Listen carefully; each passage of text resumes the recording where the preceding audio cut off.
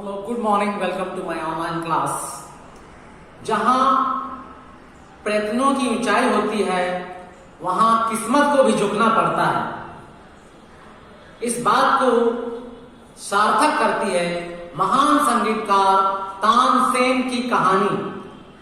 आज हम लोग Tansen the great music Maestro इस लेसन को पढ़ेंगे और जानेंगे तानसेन के बारे में, जो कि एक महान भारतीय संगीतकार थे। There is a town in Gwalior which is shaded by the branches of tamarind tree. Gwalior में एक मकबरा है जो कि इमली की टहनियों और शाखाओं से घिरा हुआ है। It is said that a singer can hone his or her music skills by eating just one leaf from this tree. और ऐसा लोगों के अंदर ये धारणा है कि इसी पेड़ की अगर एक भी पत्ती कोई संगीतकार या कोई गायक खा लेता है तो उसके सुर में निखार आ जाता है।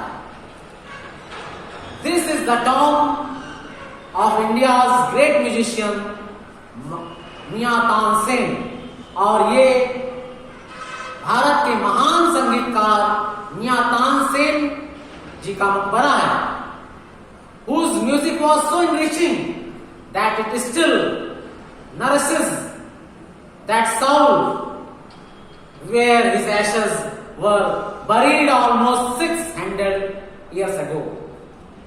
उनका संगीत इतना समृद्ध है कि अभी भी उस मिट्टी को नई ऊर्जा प्रदान करता है जहां पर वो 600 वर्ष पूर्व उन्हें दफनाया गया था। Tansen was born to Mukund Mishra and his wife after they had gone to the great Sufi saint and musician हजरत मोहम्मद गौस। और तानसेन के बारे में कहा जाता है कि उनका जन्म मुकुंद मिश्रा परिवार में हुआ और ये परिवार महान सूफी संत और संगीतकार हजरत मोहम्मद गौस के पास पुत्र रत्न की प्राप्ति के लिए अक्सर जाया करता था। Mukund Mishra was a wealthy poet and lover of music, और तानसेन के पिता मुकुंद मिश्रा काफी धनी कवि थे और संगीत के प्रेमी भी थे। इसलिए जब उनके पुत्र का जन्म हुआ उन्होंने उम्मीद की कि वो भी एक संगीतकार बनेगा, और उन्होंने ही उसका नाम रखा Tansen. Tansen the master of तान और म्यूजिकल नोट्स। तान अर्थात संगीत की लय का स्वामी या गुरु। Tansen, however, showed no interest in music or studies while growing up. Instead, he liked to spend his life in the forest. संगीत में तानसेन की बचपन से कोई विशेष रुचि नहीं थी।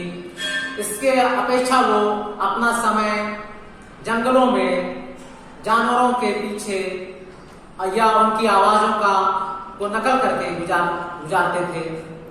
One day, while he was sitting on a tree, chirping like the sparrows, he saw a group of travelers crossing the forest. एक दिन जब वो पेड़ पर बैठे थे और चिड़ियों की तरह चहचहा रहे थे या उनकी नकल कर रहे थे, तो उन्होंने जंगल से मुसाफिरों को गुजरते हुए देखा। जब वे मुसाफिर उनके करीब आए, Tansen took a deep breath and let out a loud roar. Tansen ने गहरी सांस ली और वो जोर से दहाड़े। The people, thinking a lion was nearby, threw down their belongings and ran for their lives. लोगों ने सोचा कि शेर आसपास है, उन्होंने अपने सारा वस्तु और अपने सारा सामान फेंक कर वहां से भागे। But when they heard a boy laughing at their terror, लेकिन जब उन्होंने सुना कि एक लड़का उनके इस तरह डर के मारे भागने के कारण हंस रहा था, तो उन्हें एहसास हुआ कि उन्हें बेवकूफ बनाया गया है और गुस्से से उस लड़की की ओर मुट्ठी दिखाई। An old man among the travelers told Tansen to come down from that tree. और उन मुसाफिरों में से एक बूढ़े व्यक्ति ने तानसेन से कहा कि वो पेड़ से नीचे उतर कर आए। But Tansen certain he was going to be thrashed, shook his head. लेकिन तानसेन को ये विश्वास था कि ये व्यक्ति ने पीटेंगे, इसलिए वो नीचे आने से इनकार कर दिया। स्टूडेंट्स, नेक्स्ट वीडियो में इसी इंटरेस्टिंग कहानी को और आगे सुनिएगा। Till then, good bye.